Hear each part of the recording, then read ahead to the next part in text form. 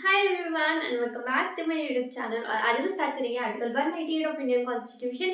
हमारा state legislature चल रहा है, ठीक है। इसका टॉपिक है, इसमें आ रहा है स्टेट लेजिस्लेटिव असेंबली के बारे में और स्टेट लेजिस्लेटिव काउंसिल के बारे में पढ़ रहे हैं हम सारा, कि कैसे कैसे होता है, क्या क्या प्रोसीजर रहता है। तो अब हम पहुंच गए हैं मनी बिल पे, ठीक है। तो जो मनी बिल होता है, जब भी हमने यूनियन में पढ़ा था तो मनी बिल हमेशा इंट्रोड्यूस होता है कहाँ पे, लोकसभा में, ठीक है। फिर जाता है राज्यसभा में, राज्यसभा की रिकमेंडेशन लगती है और अगर फिर लोकसभा के ऊपर डिपेंड होता है कि उसको रिकमेंडेशन माननी है या नहीं।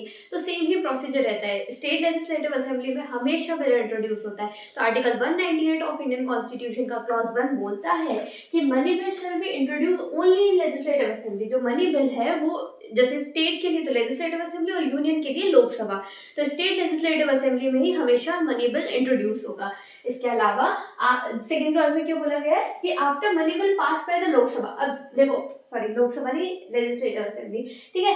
तो अगर जब जो मनी बिल है वो इंट्रोड्यूस हुआ है लेजिस्लेटिव असेंबली में और लेजिस्लेटिव असेंबली से ये मनी बिल पास हुआ है और ये किसको ट्रांसमिट हुआ है, लेजिस्लेटिव काउंसिल को। अब इस लेजिस्लेटिव असेंबली से लेजिस्लेटिव काउंसिल को बिल पास हुआ है। अब ये बिल पास क्यों है, क्यों ट्रांसमिट हुआ है, ये बिल ट्रांसमिट हुआ है जिससे लेजिस्लेटिव काउंसिल ये मनी बिल पे रिकमेंडेशन दे दे, ठीक है। तो लेजिस्लेटिव काउंसिल को रिकमेंडेशन के लिए बिल दिया जाता है और इसको बोला जाता है कि with in the period of 14 days, 14 दिन के अंदर अंदर लेजिस्लेटिव काउंसिल को अपने रिकमेंडेशन के साथ इस बिल को वापस लौटाना है। किसको, लेजिस्लेटिव असेंबली को, ठीक है। Within the 14 days of period legislative council will return the bill to legislative assembly, ठीक है, and it up to legislative assembly to accept और रिजेक्ट द रिकमेंडेशन। अब देखो, सबसे पहले लेजिस्लेटिव असेंबली में बिल इंट्रोड्यूस हुआ, उसके बाद ये बिल ट्रांसमिट हुआ कहाँ पे, लेजिस्लेटिव असेंबली ने इसको एग्री किया। एग्री करने के बाद ये बिल गया लेजिस्लेटिव काउंसिल में। लेजिस्लेटिव काउंसिल में इसमें रिकमेंडेशन देने थे।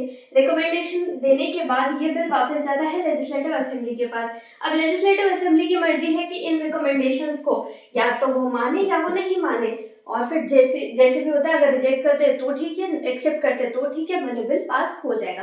That's all for article 198 of Indian constitution. अब हम चलते हैं आर्टिकल 199 ऑफ इंडियन कॉन्स्टिट्यूशन पे।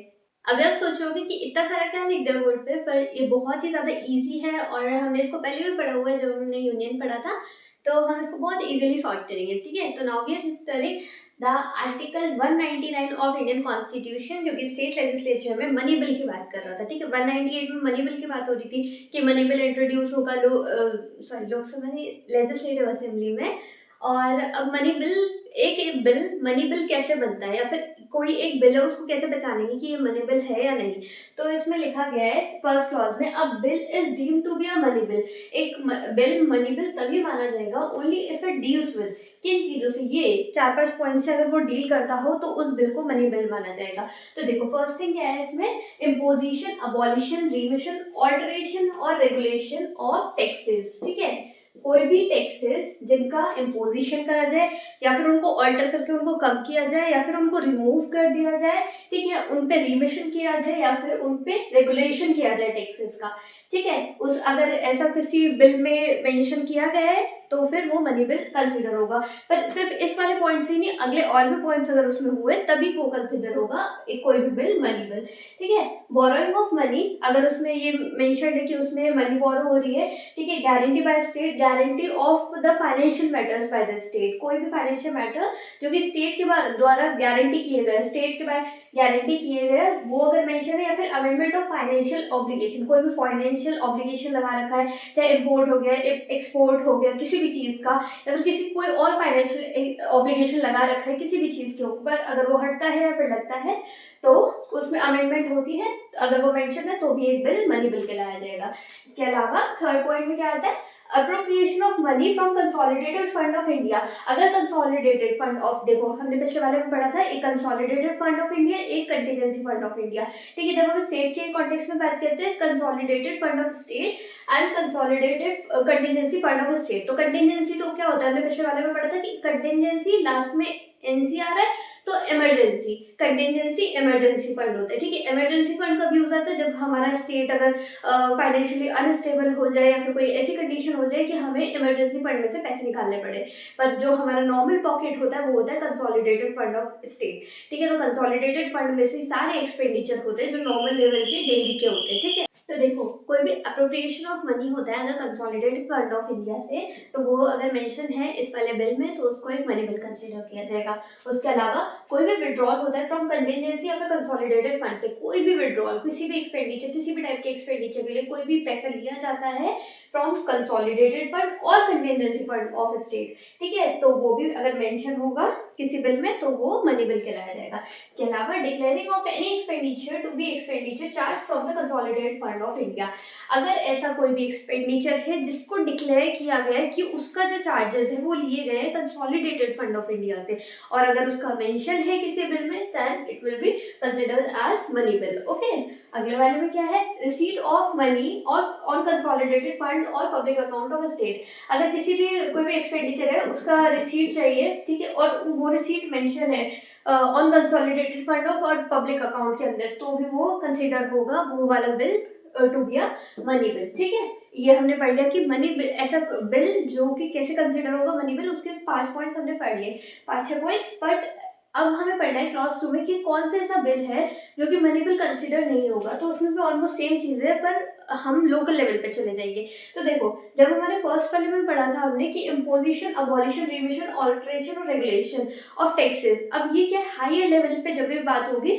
तो अगर किसी बिल में ये मेंशन है हायर लेवल पे, स्टेट के लेवल पे, किसी डिस्ट्रिक्ट के लेवल पे, ठीक है, तो ये टैक्सेस का चेंजिंग, रिमिशन, अबॉलिशन और या फिर इम्पोजिशन होगा, तो हम उसको कंसिडर करेंगे एज अ मनी बिल। पर अगर कभी भी ये लोकल लेवल पे होता है तो वो बिल कंसिडर नहीं होगा, क्योंकि लोकल लेवल पे लोकल अथॉरिटीज के द्वारा अगर कोई भी चीज़ चेंज होता है तो फिर उसको बार बार थोड़ी हर एक बिल को हम मनी बिल में कन्वर्ट करेंगे, पर लोकल अथॉरिटीज अपना चेंजेस खुद से कर सकती है। बट अगर हम किसी हायर लेवल पे, स्टेट के लेवल पे बात हो रही है, डिस्ट्रिक्ट के लेवल पे बात हो रही है, तो अगर उसमें चेंजेस हो रहे हैं तो जाके हम इसको मनी बिल कंसिडर करेंगे। तो एक बार लैंग्वेज पढ़ते हैं। A bill is not deemed to be a financial bill, एक बिल फाइनेंशियल बिल या मनी बिल नहीं कहलाएगा तब जब इम्पोजिशन ऑफ फाइन्स, ठीक है, imposition of fines, pecuniary penalties, pecuniary जब हमने जुरिस्डिक्शन पढ़े थे तो पिक्यूनरी जुरिस्डिक्शन आया था कि कितने लेवल तक के केसेस एक कोर्ट देख सकते हैं, तो पिक्यूनरी पेनल्टीज, पैसे की जो पेनल्टीज लगाई जाएगी,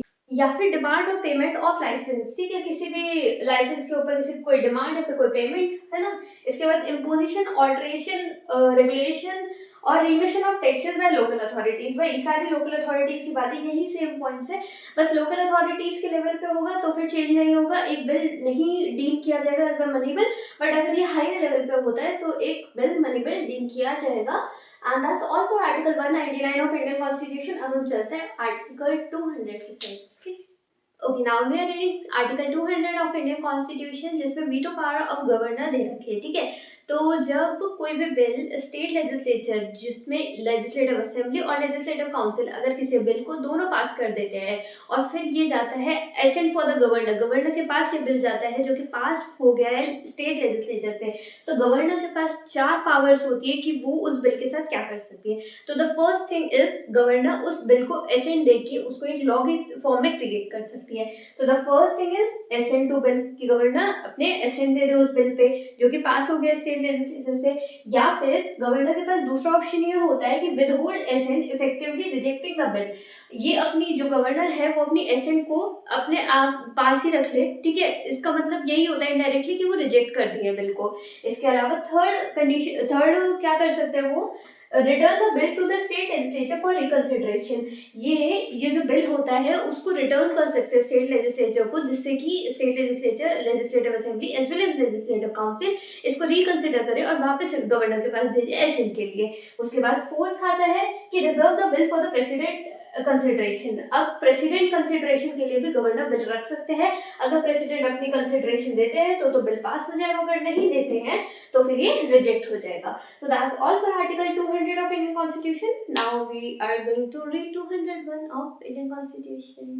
Now we are reading Article 201 of Indian Constitution, जिसमें वही वीटो पावर ऑफ गवर्नर का मेंशन है, ठीक है। तो जो गवर्नर है वो क्या कर सकते हैं, when the bill is reserve, तो हमने पिछले वाले में पढ़ा था, एक तो गवर्नर एसेंट दे सकते हैं, गवर्नर रिजेक्ट कर सकते हैं, या फिर प्रेसिडेंट की कंसिडरेशन के लिए रख सकते हैं। पर जब वो गवर्नर ने उस बिल को प्रेसिडेंट की रिकंसिडरेशन के लिए रखा है, तो क्या आगे प्रोसेस जाएगा वो देखेंगे हम इसमें। When the bill is reserve by the governor, जब कोई भी बिल रिजर्व हो जाए गवर्नर के द्वारा for the reconsideration, for the consideration और रिकंसिडरेशन ऑफ प्रेसिडेंट, प्रेसिडेंट की कंसिडरेशन के लिए, तो प्रेसिडेंट क्या कर सकते हैं। अब देखो, गवर्नर ने तो रिजर्व कर दिया इस बिल को, किसके लिए, कंसिडरेशन फॉर प्रेसिडेंट। अब जो बिल के आगे का काम है, जो बिल के आगे का प्रोसीजर, वो किसके ऊपर डिपेंड करेगा, प्रेसिडेंट के ऊपर। तो अब प्रेसिडेंट कैन ईदर, प्रेसिडेंट क्या क्या कर सकते हैं उस बिल के साथ, तो वो देखते हैं। या तो प्रेसिडेंट उस बिल को एसेंट दे सकते हैं, या फिर प्रेसिडेंट उस बिल को विदहोल्ड कर सकते हैं, ठीक है।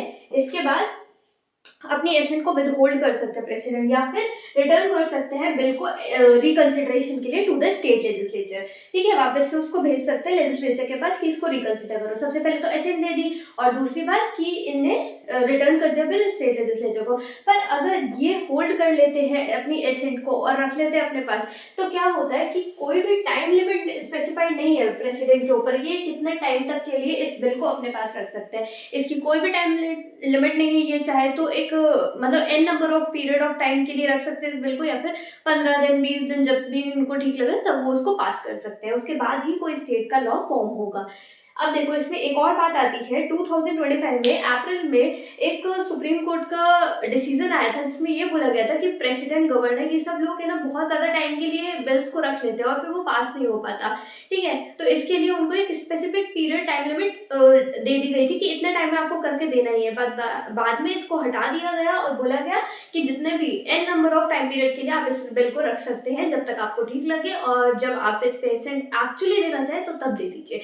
ये अप्रैल 2025 में आया था, उसके बाद इसको हटा दिया गया था। अब प्रेसिडेंट के पास कोई टाइम लिमिट नहीं है, ना ही गवर्नर के पास कोई टाइम लिमिट है कि वो एक बिल को कितने टाइम के लिए रख सकते हैं या फिर कितने टाइम के लिए नहीं रख सकते। That's all for article 201 of Indian constitution, and that's all for this video. Video अच्छा लगा हो तो प्लीज सब्सक्राइब कर देना। Thank you for watching. मैं आपको मिलती हूँ अगले वाले वीडियो में और भी ऐसे नॉलेजेबल वीडियोस के साथ, एंड बाय बाय।